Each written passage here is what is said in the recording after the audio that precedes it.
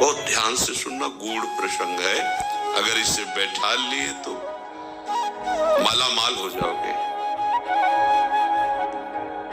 जो नाम अपनी इच्छा से जपा जाता है, सत्संग सुन करके, शास्त्र स्वाध्याय करके, उस नाम को जपते जपते हम पर नाम की कृपा होती है, तब हमें सद्गुरुदेव की प्राप्ति होती है। और जब गुरु प्रदत्त नाम होता है, वो शबीज नाम होता है। गुरु के श्रीमुख से निकला हुआ जो नाम है, जब हम विधि पूर्वक गुरु आज्ञा में रह करके उस नाम का जप करते हैं, गुरु आज्ञा में रह करके, तब उसके अंदर नाम की शक्ति जागृत होती है।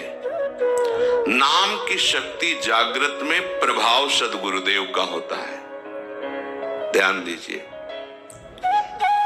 अगर आप स्वेच्छा से नाम जप कर रहे हैं,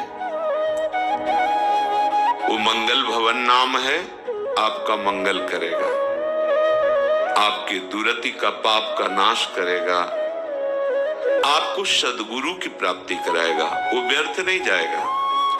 पर उससे दिव्य लीला में आप प्रवेश पा जाएं, असंभव। वो मार्ग ही है। जब सद्गुरुदेव भगवान नाम प्रदान करते हैं और हम उनकी आज्ञा में रहकर नाम जप करते हैं, तो गुरुदेव की शक्ति के प्रभाव से हमारे हृदय में अधिकार बनने लगता है बीज मंत्र प्राप्त करने का। बड़ा सुंदर क्रम है। सद्गुरुदेव जब उसको देखते हैं कि ये इष्ट मंत्र का अधिकारी हो गया है, गुरु प्रदत्त नाम, सबीज नाम, गुरु अनुशासन में जपते जपते जब गुरुदेव की कृपा शक्ति से उसके स्थूल शरीर, ये पांचभौतिक, ये पवित्र, और सूक्ष्म शरीर, मन चित्त बुद्धि अंतःकरण पवित्र, और कारण शरीर स्वभाव का परिवर्तन, तब गुरुदेव उसे बीज मंत्र देते हैं। बीज मंत्र ये विशुद्ध भावदेह की प्राप्ति कराता है। बीज मंत्र के क्रम विकास से उसमें दिव्यता का प्रादुर्भाव होता है। क्रम विकास से आप कितना अधिक मंत्र में तन्मय हो रहे हैं, कितना अनुशासन से युक्त हैं, कितनी पवित्रता का निर्वाह कर रहे हैं, कितनी आपके अंदर एकाग्रता है, कितनी देर मंत्र में टिकते हैं, उसके अनुसार देह एवं मन की सारी मलिनता दूर हो जाती है और बीज मंत्र से सिद्ध स्वरूप का उदय होता है। उस उपासक के हृदय में भाव दे, जिसे कहते हैं। मंत्र सिद्धि आचार्य परंपरा से है। आपको मंत्र सिद्ध करने की जरूरत नहीं है, सिद्ध मंत्र है। इस मंत्र में प्रियता, अधिक समय तक टिके रहना,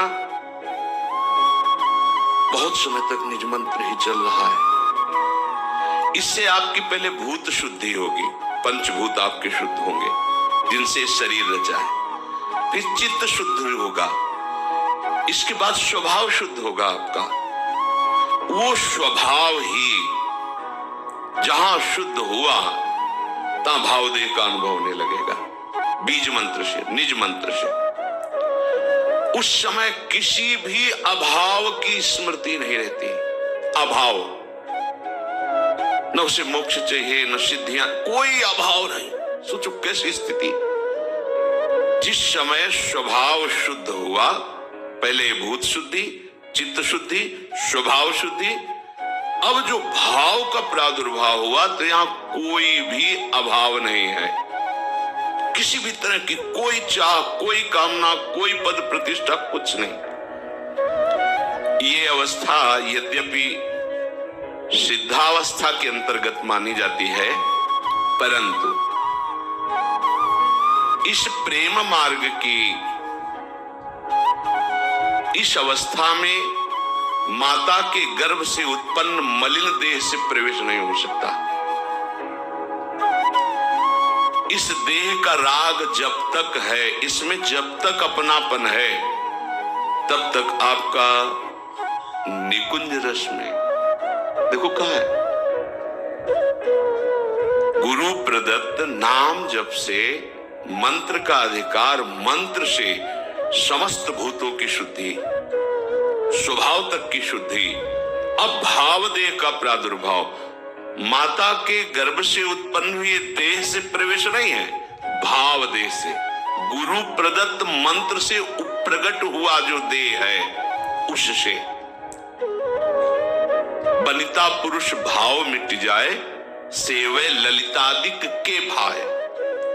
मानसी गढ़े चित्त, उसके चित्त में ही अनुभव होने लगता है अपने दिव्य देह का, चिदानंदमय देह का। फिर वो मानो राजमार्ग पे खड़ा हो गया, राजमार्ग जैसे बना हुआ जीटी रोड। अब आंख मूंद के दौड़ने पर भी गिरने की संभावना नहीं, अब संभावना खत्म, आप उसको स्पर्श भी नहीं कर सकती। भगवत भजन की ये माइक अशुद्धि को दूर करके दिव्य देह भाव देह की अभिव्यक्ति जब तक नहीं है तब तक लीला में प्रवेश नहीं होता। छिन छिन बिहरत संग ये अनुभव नहीं होता। अब भाव देह में जो सेवा होती है, जो सुमिरन होता है, जो भजन होता है, वो है भजन। तो इस भजन से उस भजन की प्राप्ति, भजन से भजन की मांग, ये होगा गुरु प्रदत्त मार्ग से ही, ऐसे नहीं हो सकता।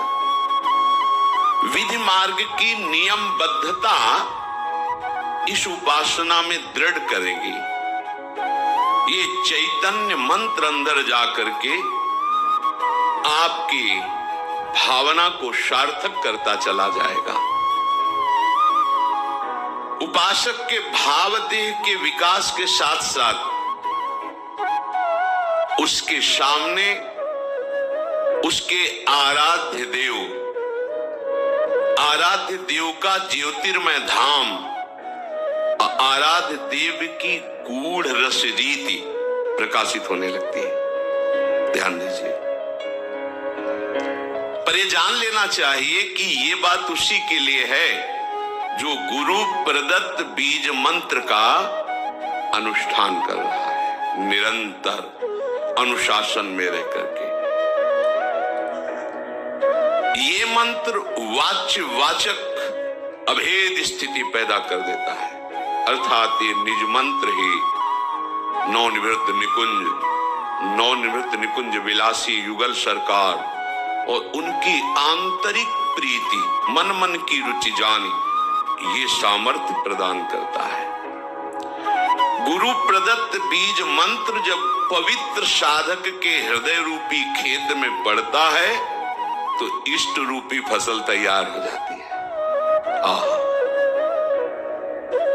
इसी बीज से वृक्ष का प्रादुर्भाव होता है, निकुंज का। गुरु प्रदत्त मंत्र में प्राणों से भी अधिक जिसे प्यार है वही इसको प्राप्त कर पाता है। इस बीज मंत्र से प्राकृतिक जितनी भी सृष्टि है सबसे स्वाभाविक अरुचि पैदा हो जाती है और उसमें गुरु शक्ति का आधान होते ही इष्ट का स्वरूप प्रकाशित हो जाता है। नाम नामी जैसे अभेद है वैसे ही मंत्र और निकुंज अभेद है। इस उपासना की विशेषता यही है, गुरु अनुशासन में रहकर उपासना करना। ज्योतिर्मय धाम, ज्योतिर्मय रूप, ज्योतिर्मय लीला, अब ये भजन का प्रभाव प्रकाशित हुआ। वो उपासक भले दिखाई देता है शरीर में है, पर वो शरीर में रहते हुए भी शरीर में नहीं रहता। वो अपने ज्योतिर्मय धाम में धामी श्यामा श्याम की नित्य सेवा में अपने भाव देश से रहता है। शरीर छूटे या बना रहे इससे कोई फर्क नहीं पड़ता। शरीर रहते ही वो इस अवस्था को प्राप्त हो जाता है। ये प्रेम की चरम अवस्था है। अब ऐसे महापुरुष में और इष्ट में बिल्कुल कोई अंतर नहीं रह जाता। विगलित होकर के एकीभूत हो जाता है। अब वो रस स्वरूप हो जाता है। जो उपासक उपासना की इस सोपान स्थिति पर होता है वो रस स्वरूप, रसमय हरिवंश, परम परमाक्षर, वो नाम के प्रभाव से स्वयं नाम का फल उसके हृदय में जो प्रकाशित हुआ तो वो फल स्वरूप ही हो गया, रस स्वरूप, रसमय हो गया। ये प्रेम की महाअद्वैत स्थिति है। प्रेम की इस अवस्था में जो स्थायी भाव स्वरूप प्राप्त हुआ, अब वो नित्य लीला का अधिकारी हो गया। देखने का ही नहीं, सम्मिलित होने